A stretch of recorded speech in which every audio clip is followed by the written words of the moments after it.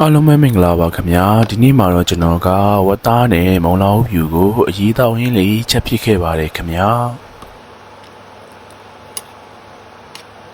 ပထမဦးဆုံးမုံလောက်ဖြူကိုအခွန်ခွာပြီးတော့မှကျွန်တော်တို့အတုံးလေးတွေတုံးထားပါမယ်ခင်ဗျာအတုံးရွယ်စားကိုမိမိစိတ်ကြိုက်တုံးနိုင်ပါတယ်ခင်ဗျာ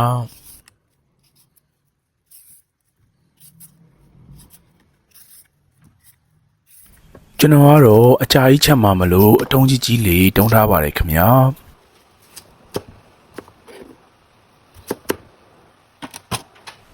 ပြောင်းမှုကိုလည်းကျွန်တော်တို့အတုံးလေးတွေတုံးထားပါမယ်ခင်ဗျာမုံလာဦးအနီးထဲကျင်ရင်လည်းရပါတယ်ခင်ဗျာကျွတ်သွန်ပြူလီမော်လောက်ကိုဒါပြရိုက်ပြီးတော့မှကျင်းနေငယ်လောက်ကိုလည်းလီထားပါမယ်ခင်ဗျာ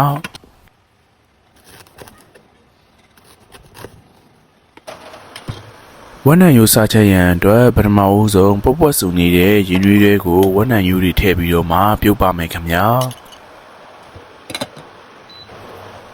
9မိနစ်လောက်ကြာပြီးရင်တော့အခုလိုမျိုးအပေါ်ရံမှာအမြုပ်တွေတက်လာပါလိမ့်မယ်ခင်ဗျာအဲ့ဒါဆိုရင်တော့ကျွန်တော်တို့ဝက်နံယူတွေကိုဆယ်ပြီးတော့မှရေဆေးတန့်စင်ရပါမယ်ခင်ဗျာ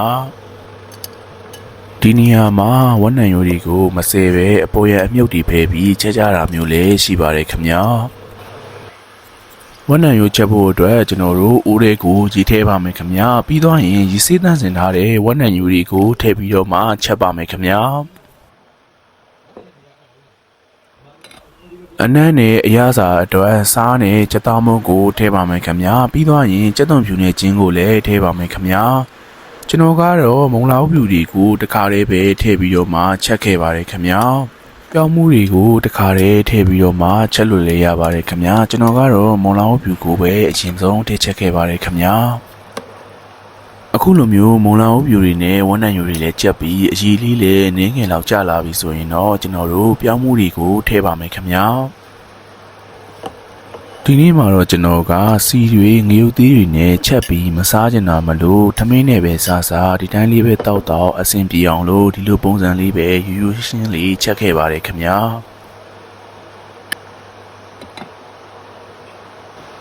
ပြောင်းမှုလေးတွေချက်ပြီးမွေးလာပြီဆိုရင်တော့ကျွန်တော်တို့ငရုတ်ကောင်းနဲ့တရုတ်နံနံကိုထည့်ပါမယ်ခင်ဗျာဒီနေရာမှာတရုတ်နံနံမကြိုက်ရင်မထည့်လဲရပါတယ်ခင်ဗျာ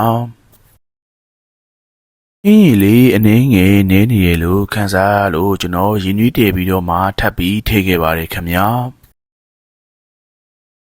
အရသာအနေနဲ့ကတော့ကျွန်တော်ကအယိုးပြုတ်ရဲ့အရသာရဲ့ပြောင်းမှုနဲ့မုံလောင်ဖြူရဲ့အချိုအရသာတွေကိုပဲစားကျင်တာမလို့ဘာမှတော့ထပ်မထည့်ခဲ့ပါဘူးခင်ဗျာ